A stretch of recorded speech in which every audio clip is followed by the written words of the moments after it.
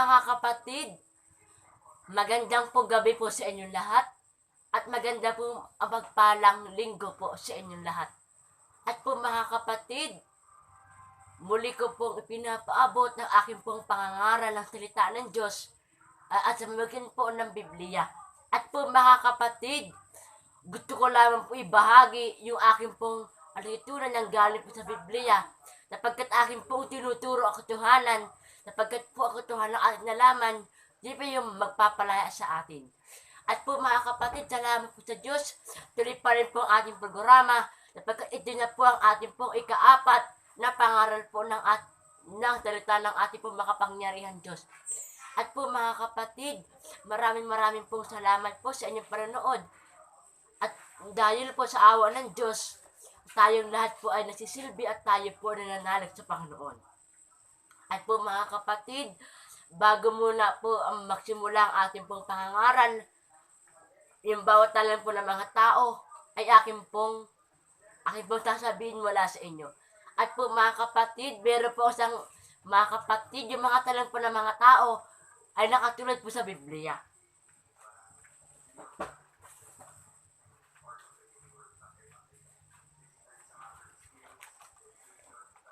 At po mga kapatid, meron pong mga kapatid, biro siyang nagtanong, isa po siyang Katoliko, ito po ang kanya pong katanungan. Ano po ba ang gagawin natin para po sa mga taong makasalanan?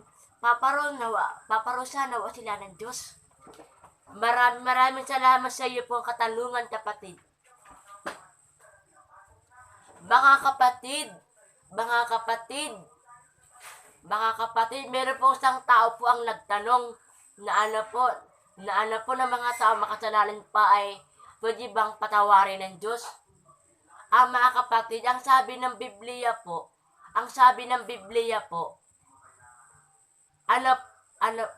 kahit man po mga kapatid, dahil naman po kalaki yung ating po kasalanan, patawarin pa rin tayo ng Diyos. Ang mahalaga po, tayo po ay nagsisi. At tayo po ay tumatalikod sa ating po kasalanan. At po mga kapatid, yung kasalanan, kaya po ng Diyos yan po patawarin. Sapagkat po yung kasalanan, gawa lamang ng tao yun eh. Kasi po, kaya po gumagawa ng kasalanan ang mga tao. Dahil po, hindi pa nila alam po yung katotohanan po. Sapagkat di po nila alam po kung ano kanilang gagawin sa buhay. Sapagkat po yung mga tao makasalanan, ginagawa nila na alam nila yung pong tama. Pero po, ginagawa nila po yung mali. Pero alam nilang tama yon.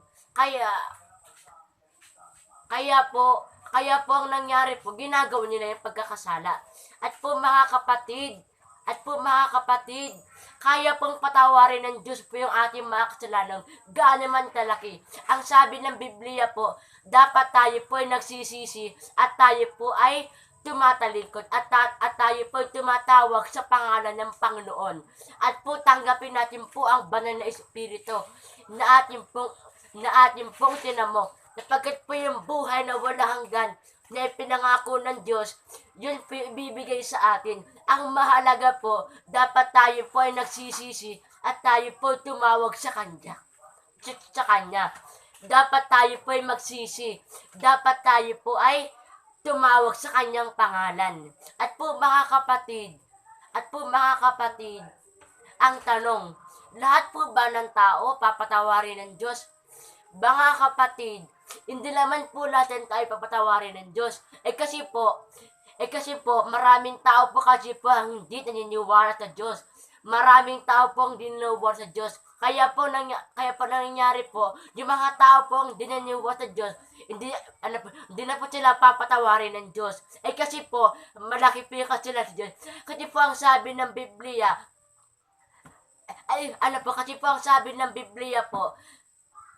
dapat natin pong kilala ang Diyos para po,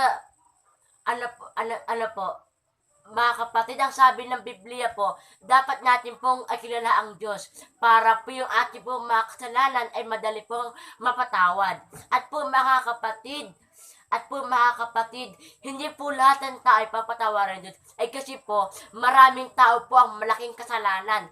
May mga tao po, may mga tao po ang nagnanakaw, may mga tao pong gumagawa ng na panloloko sa mga kapwa. Kaya po nangyayari po, kaya po nangyayari po yung gayong kasalanan sapagkat hindi nila kilala ang Diyos, hindi na po yung papatawarin ng Diyos. Sapagkat po yung mga taong pong alam nila katiwanan at sapagkat po yung mga tao pong maikli po ang kasalanan, papatawarin nila ng Diyos na kanilang mga kasalanan.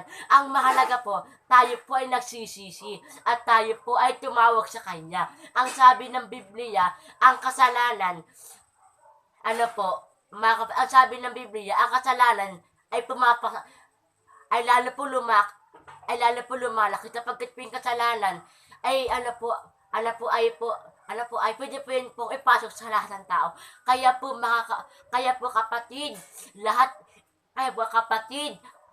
may awa po ang Diyos. Ang lahat ng ating mga kasalanan ay kayang patawarin ng Diyos.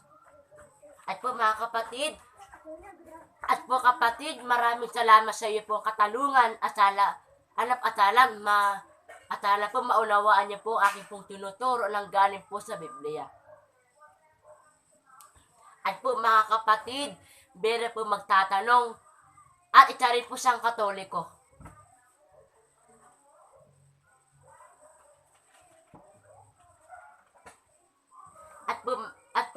At po mga kapatid, ito po ang kanya po katanungan. Lahat po ba ng tao ay sinugo ng Diyos? Maraming salamat sa iyo po katanungan, kapatid. Ay kapatid, hindi po lahat ng tao ay sinugo ng Diyos. Alam niyo kapatid, kasi po yung kanya pong susugo, yun po yung kanya pong makapinili. Kung naman po, mga kapatid, kung naman po ang pinili ng Diyos, yun po yung kanya pong isusugo. Tulad po ni Moses, sinugusan ng Diyos. Sinugusan ng Diyos po. Sinugo po ng Diyos si Moses para po makalaya po ang mga Israelita sa kamay po ni Parao. Mga kapatid,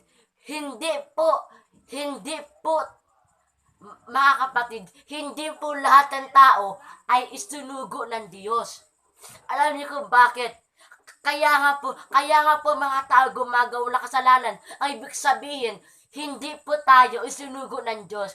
Maliban po sa kanyang mga pinili. Yung kanya po mga pinili po, yun po yung kanyang pong susugo. Tulad po ng ating Panginoong Hesus Kristo, sapagkat po ang huling sugo ng Diyos ay walang iba kundi si Kristo na nagkatawang tao. Sa po ang panghuling sunugo ng Diyos. Mga kapatid, hindi po totoo na ang lahat po ng tao ay isunugo ng Diyos. Mga kapatid, yung kanya lang po mga pinili, yun po yung kanya po isusugo. Sapagkat po yung kanya mga pinili, kung naman po ang pinagagawa ng Diyos sa kanila, yun po yung kanilang pong sinusunod. Sapagkat po yung kanilang buhay ay patuloy na lang po niaalay sa Panginoon. Sapagkat po ang sinugo o kaya pinili ng Diyos, yun po yung kanya po pagpapalaan sapagkat po isinusunod nila po yung kanyang mga utos. At po kapatid, hindi po totoo na ang lahat ng tao ay isinugo ng Diyos.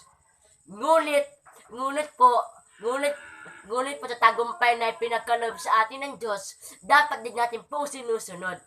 At po mga kapatid, kahit man po hindi po tayo po sinugo ng Diyos, dapat po ginagawa natin po yung kanyang kalooban. At atin pong tinatalamo ang ating pong buhay na wala hanggang pinakako sa atin ng Diyos.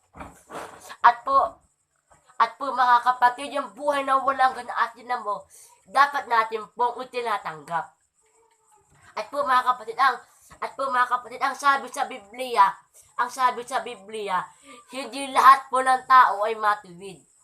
Sapagkat at po mga kapatid, ayon po sa sinasabi ng Biblia, yung mga taong matuwid po, yung mga taong pong yung mga tao pong umiiwas sa masamang bagay, din po yung kanya po pinipili. Tulad po ni Noe.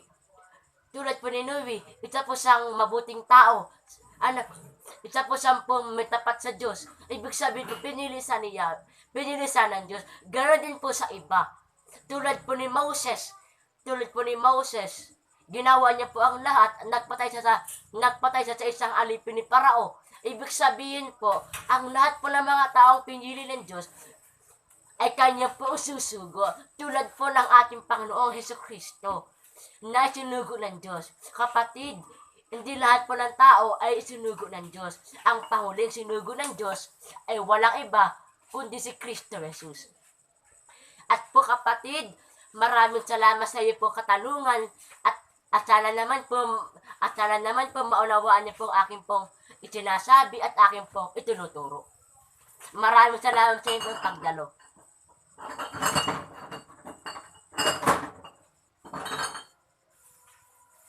At po mga kapatid, meron po magtatanong, isa pa rin po siyang Katoliko. At po mga kapatid, na po ang kanya pong katanungan. Kapatid, lahat po ba ng Diyos, kapatid, lahat po ba ng tao ay anak ng Diyos? Maraming salamat sa iyo po katanungan, kapatid. Kapatid, ganito po yun. Hindi po lahat ng tao ay anak ng Diyos. Alam niyo po kung bakit? Kasi po ang mga tao sa mundo ay punong-puno na po ang kasalanan. Punong-puno na po ang kasalanan. Kasalanan. Yung pong tinatawag na anak ng Diyos ay ay ang mga ugali po ay sumasampalataya sa Kanya. Ginagawa po ang kalooban niya. Ginagawa po ang lahat ng kanyang po pinag-uutos. Sapagkat palagi po nananalig sa Kanya. Mga kapatid, yun po yung tinuturing anak ng Diyos. Mga kapatid, ganito po yun. Yung mga tao bubuti, yung mga taong sumusunod ayon sa Kanyang kalooban, yung mga taong umiwas sa masamang bagay, yun po yung anak ng Diyos. At tulad ko po, ginagawa ko po ang lahat ng kayang utos. Ibig sabihin po, anak rin po ako ng Diyos. Yung mga tao po hindi gumagawa ng kasalanan, yung mga tao po umiwas sa masamang bagay, yung mga taong matiwid, yun po yung tinuturing anak ng Diyos. Kapatid, hindi po lahat ng tao ay anak ng Diyos. Sapagkat po marami din po tao dito ang gumagawa ng kasalanan. Kaya po ang totoo, hindi po lahat ng tao ay anak ng Diyos. Kasi po maraming tao po ang di diniwala sa Diyos. Kaya po mga kapatid, hindi po lahat ng tao ay anak ng Diyos. Sapagkat po yung mga anak ng Diyos, yung ginagawa niya po yung kanyang kalooban. At po mga kapatid, ang sabi ng Biblia, yung mga taong sumasampalataya sa ating Panginoon si Kristo ay tinuturing ding pamilya ng Diyos. At po mga kapatid, palagi po pakakatandaan, dapat tayo po ay magsisisi. Alam naman po ng Diyos na ang ating misyon ng buhay ay naway po nawalan din po ng pananampalataya. Kaya po ang mahalaga, dapat tayo po ay tumawag sa Kanya. At po, humingi tayo ng kapatawaran mula sa ating pong mga kasalanan. At po mga kapatid, dapat natin po sinasagawa yung ating pong pananampalataya. Dahil po dito, tinuturo niya tayo pong anak ng Diyos. Yung mga taong gumagawa ng kasalanan, yung mga taong gumagawa ng masamang bagay sa kanilang kapwa, yun po yung hindi anak ng Diyos. Kapatid, Yun lang po. At po kapatid, hindi po natin tao ay anak ng Diyos. Mga kapatid, sana maunawaan niyo po aking pong sinasabi at maraming salamat sa iyo pong pagdalo. Salamat po. At po mga kapatid, meron po magtatanong, isa rin po siyang Katoliko. Ay, naku, dyan, balibigyan ko, namalaka tayo! At po mga kapatid, ito po ang kanya po katanungan. Kapatid, sino po ba si Kristo, tao o Diyos? Ay, naku, Diyos, Maraming salamat sa iyo po katanungan, kapatid. Uloy lang yung tanong mo na yan. Ano nga po siya? Pakihatang po yung bulaang. At po mga kapatid, hindi po tao si Kristo. Si Kristo po ay nagkatawang tao. At po mga kapatid, ano po ba ang totoo nito? Kapatid, ang ating Panginoong si Kristo ay Espiritu. Sapagkat siya'y anak ng Diyos. Espiritu din ang Diyos. Espiritu din po ang mga anghel. Kapatid, bago pa man po si Kristo po dumating sa libutan, ginawa na po ang katawan. Biro na pong handa ang Diyos. Handa na po ang Diyos sa katawan. Yung katawan na yun ay ibibigay sa ating, yung katawan na yun ay bibigay sa Panginoon na anak ng Diyos. At po kapatid, hindi po tao si Kristo. Nagkatawang tao siya. Bago pa man po nilikha ang talibutan, magkasama na sila. Ang sabi ng Biblia, ang ating Panginoon si Kristo ay anak ng Diyos. Anak ng Diyos na nagkatawang tao. At ito'y tinuturing niyang anak. Sapagkat po nahula po ang sinasabi po sa aklatang awit. Sa aklatang awit na ipapakanak ng Diyos ang kanyang anak. At po mga kapatid, ang ating Panginoon si Kristo ay nagkatawang tao. Pinili siya ng Diyos.